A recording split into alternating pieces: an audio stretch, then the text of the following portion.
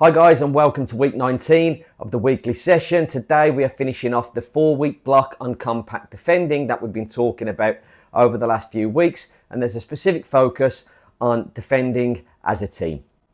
Now, before I go into the objectives, I should mention that I wasn't actually able to finish this practice with my under-9s due to the fact we had a lightning storm halfway through the session. We had to evacuate the pitch for 30 to 35 minutes, and by the time we got back on, there was only about 10 minutes left of the session. So for me, I didn't really want to coach. I just wanted to give him an opportunity to go out and play football.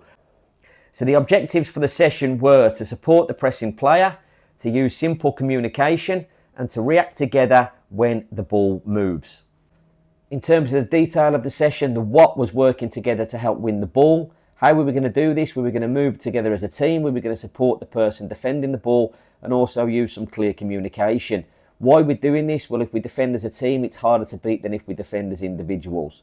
Where? Mostly around the ball and in front of our own goal.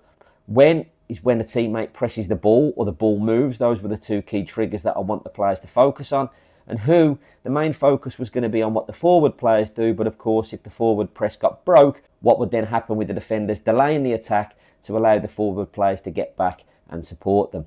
So I like to use a lot of games in this part of the training block. It's the final week. I want to check their understanding over the past few weeks, as well as how they can incorporate things within a game situation for this final week. So we started with an arrival activity of 3v3. As you can tell, I've done this most weeks previously. It's a really simple way to get the kids active, get the kids involved, and also requires very little setup on the coach's part. After that, we moved into some 2v2 coach games, as I call them. So it was a 2v2 game with each team having an additional player standing behind the goal and being the only player allowed to communicate to their teammates. So the players who were playing on the pitch weren't allowed to talk. It was only the players behind them. And the idea was to give the players a collective communication so that when someone says something, everybody knows what it means. Now, a little tip here. One of the things you're going to want to force from your coaches on the sideline is to make sure that when they're speaking to players, they're not just saying these terms, but if they're speaking to an individual, they're also saying the player's name. And it's important that they say the player's name first in order to get that player's attention. A lot of the time you can hear players say things on the pitch and nobody reacts, and the reason is because no names are being said and players automatically either think it's just noise or they think they're not talking to them. But if one of your players is able to say specifically, Johnny, press, Johnny knows he's the player who has to press. And by saying the name first, you're getting his attention before you're supporting him or her with the action. When you're doing this game, make sure you give every player the chance to be a coach. You can do it in a specific time frame, or if a goal goes in, you can switch the coach then also.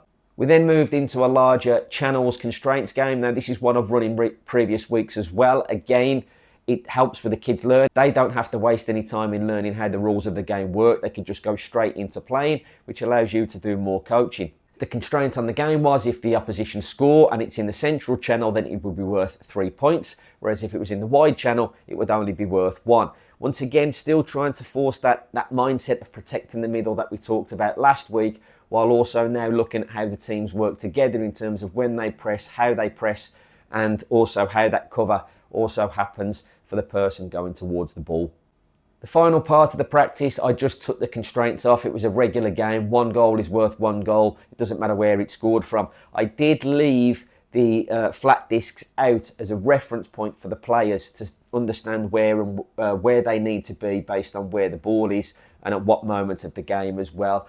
I find these kind of visual aids can be helpful to players.